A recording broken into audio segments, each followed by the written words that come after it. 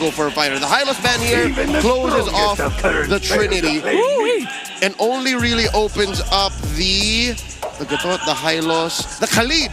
That's it. The Gatot, the Hylos, the Khalid. Everything else out of that becomes a niche pick, a specific pick. So what can Daddy JP do?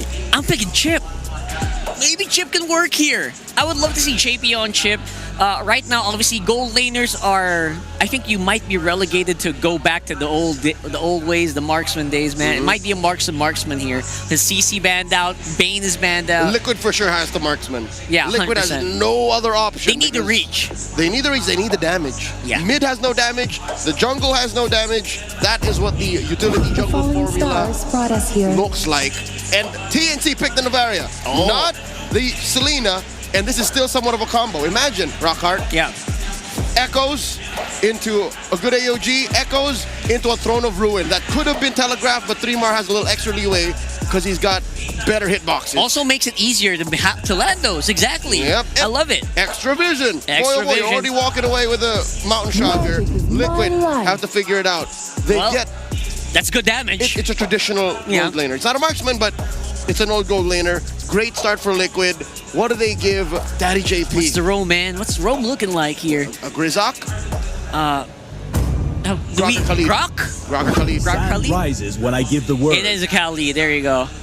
I like it. This is good. It's good. Very Liquid coded. They can go fast. They can play hard in the early.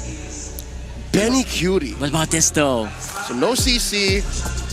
Maybe thanks to break through the Fredrin. Cho. Does he want to go fighter still here? He can go Granger, it doesn't matter. Granger feels like okay. But is that enough of a front line? He might go fighter. I think this is a fighter. All right, let's see. We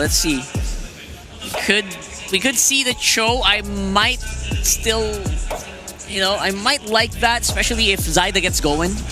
Yeah. That's what I'm looking for. I think it's utility. There has to be some extra utility in Benny's pick, not just pure damage. That's a Granger. All right. Never mind. He went classic, which we kind of expect anyway. I think this is because of that Harith pick. They needed someone to keep Oheb down, so that they still can play into that late game situation that, again, based on the stats, TNC is just much better at. Yeah, definitely looking like they want to go for that big double snipe combo we've seen a few times in the playoffs, in the regular season rather. And this is definitely something that can be dealt with the front line of TLPH. We want to see how they can thread the needle, get that damage in, especially with the Fredrin. And this is definitely something that can be dealt with the front line of TLPH. We want to see how they can thread the needle, get that damage in, especially with the Fredrin in the front line. So we're going to see here, obviously, TNC versus TLPH. This is a best of 7, ladies and gents. We hope you have your lunch or dinner ready. We're going into it right here, right now at Candenta Astrodome. Give it over to our TriCast panel. TriCast casters, let's go. Ladies and gentlemen, welcome to the lower bracket finals here. You're going to be blessed with our voices all night. Hopefully 7 games. Hopefully. It's me, Naisu, Brigida, and Renmar to bring you this one. Guys, how are we feeling? Brigida? I know. Yes. You're thinking 7 games here. Renmar probably is too. Yep. I don't know. What do we think for game 1? I will say this now. What I'm thinking isn't in line with what I want. What I want is 7. What I'm thinking is 5 at most, but I hope we get the full distance. For this game number 1, though, I was hoping that TNC would have committed for the fighter gold. Yes, it would have been high risk. They would have been lacking range, but they already had the Novaria and the Wise has to funnel into. But the Granger is the safer choice, and there might be some good counterplay here if they're careful. There is always that inevitable power spike that you'll have to meet when you're up against Khalid and the Harith. I agree, especially with what going back Renmar mentioned about him not being sure if what he wants or what he thinks are the same thing heading into this series. Hey, that's just how life is sometimes, but this series specifically, being the echoes from the past and just the amount of history between these two teams and the individual players, like across from them. I mean, it's a star-studded lineup on both sides, but even when it comes down to like what they've been through, what they've accomplished, and what this could possibly mean.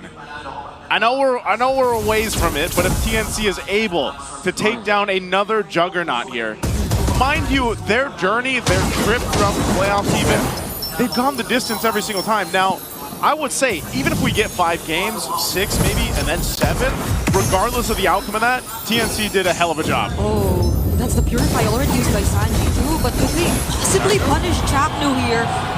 Doesn't have the Revitalize anymore, but I don't think they have the resources to finish off the kill. Okay, so Chaknu did not actually use his Revitalize, so that means they still have that strong utility. The Team Liquid Philippines, other than getting that kill, really wanted to get that Revitalize off of the Gatakacha. Chaknu! Once more, that's gonna be first blood! Wow. But Taida, can he get a trade on JP though? Quick Sandguard still ready.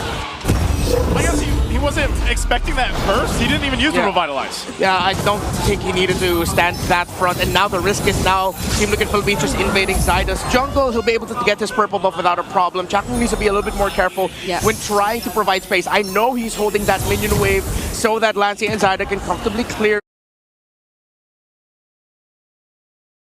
but he could have just let it go through instead of giving that first death, especially giving it to MPLID right now isn't the best idea. Or maybe just use that Revitalize, man. You guys weren't even going to commit into the turtle anyway. Yeah, I think we've seen that play come in from Chaknu a couple of times even yesterday. Yep. He likes to really stay in the mid lane as long as he can.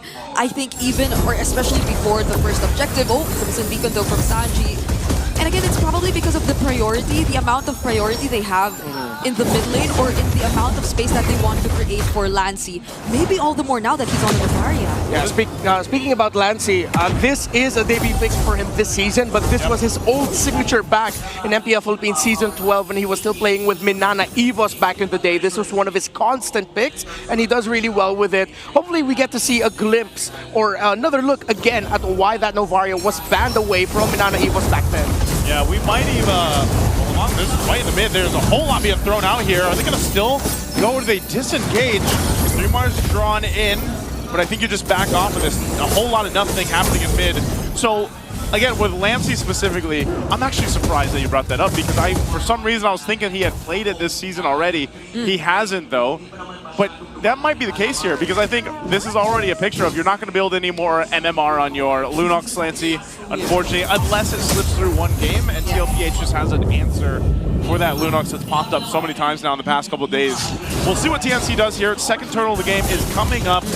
Gold Lane's doing a thing. They're going 1v1 all day. Benny Cutie is, I think he's maintaining the lead at least for now, probably just by a little bit. We'll have to see what the gold difference is there between our gold laners. But looking into the second turtle, they're in position. It's up to TNC to get in here. A slight advantage, maybe even. Lancey doesn't have his flicker. Sandford already going in with the Bravest Spider, but Carl only gets to prioritize the turtle. Look at the Throne of Ruin though, coming in from 3Mar. It got 4 members, and now Liquid have to run away. Appraiser's Wrath committed over there. Even the Zaman Force from Oheb, they're still fighting back. Oheb's fighting back. The Gleam was forced out of 3Mar. Yeah, that was a great read by Oheb, knowing that even if there were 4 members of TNC surrounding him, they couldn't have handled the Harith at this point with the Zaman Force. Have to commend 3Mar. Perfect entry there with the Throne of Ruin. I thought the Astral Echo from Lancey came in a little bit too early, but I believe he just used it to get more vision. I wish we could have seen it timed a little bit closer to the entry of the Alice to really maximize the Throne of Ruin even more. But at this point, this is just me nitpicking. That was still a great approach by these two. Yeah, and so with this, that's 2 turtles in the hands of TLPH. We know they like to play this game. They'll maintain this little bit of lead. Whoa! Whoa, an aggressive flicker from Sanford. Sanji's there too. San duo with a bit of help from Carl. Take down Zyda all alone in the jungle. I was going to say, they like to play this game, and when they have the lead, they'll continue to press on it. Now they just did that in the jungle of Zyda. Yeah, rotational misread, which is why now you see TNC trying to compensate by forcing back the Harith. And let's see if they'll be able to take down this tower. Oheb commits Zaman Force. Astral Echo reveals 2. Sanji comes joining 2. However, the damage from the Star Shutter was a bit too much. JP and Sanji, do they still want to fight this? They will have to walk away. Not even Carl might try and join this fight down bottom, but Benny Cutie is still trying to go for it. Crimson Beacon already forced out. All right, they even things out. Lancey saved that sequence. The Star Shadow was perfect. If they did not get that kill on the Harith, but only got the turret, would have been meh. But since they got the kill and the turret, great comeback for TNC. However, still a 1,000 gold lead for Team Liquid Philippines. TNC needs to heavily contest this turtle and minimize losses. While Liquid, they have a very stable formation. Yes, OHEB died, but the items are still locked in for him. He still has resources, and now he has Zaman Force again. Yeah, this is a little bit better too. I think this Radiant armor picked up by Chaknu will help him in a way. Do they want to go for this turtle? They do want to contest it. Conceal's going to be used. Carl TZ needs to be pushed off. Oh my goodness! Carl TZ with the retribution, taking away the objective. 3 more though with Throne of Ruin. That's going to be the trade. Sanford trying to sustain. OHEB going in with the Zaman Force, and the raging Sandstorm from JP just in time. Chaknu will fall too, and that's a double for OHEB. TNC really needed to commit that fight, even though it was risky. So what happened there was Team Liquid Philippines split themselves into 1-2-2. 2 members in the mid, 2 members in the turtle pit, 1 up top. JP's pressure up top means there's a little bit more damage done at the turret because it was him pushing the wave. When you have a Lapu-Lapu and the Fredrin together, you can afford to just send both of them to hold the turtle, hold the objective, and then they can win that out. TNC needed to commit that play, but they were just outplayed by the late entry of JP. Yeah, and I was even worrying if he could make it, but knowing that this is a Khalid, surprisingly the Raging Sandstorm was just made it in time, and it didn't even feel like TNC had enough time to burst the objective if even they wanted to. Yeah, again, TNC's just lacking some of the firepower here. This kind of lineup too needs to go ahead and build up. Whoa, hold on. Is Sands going to be okay with that? Unbreakable? Oh, probably not. Throne of Ruin and the Star Shutter's there. OHEB won't even try committing the Zaman Force anymore. At least TNC get 1 kill from Liquid there. I'm so surprised that TLPH... Oh, hold on. JP's in trouble. Or could they actually get 2? But Sanford's still going to jump in. He has Carl by his side. And he only targets Benny. Carl TZ still going in. Energy Eruption onto 3. Forcing out the flicker from Lancy. But Zyda, he's going after... But OHEB's going after Zyda. And Zyda fortunately had the Traceless, but oh man. I think Sanford felt something to the flex off before we got into the game, man.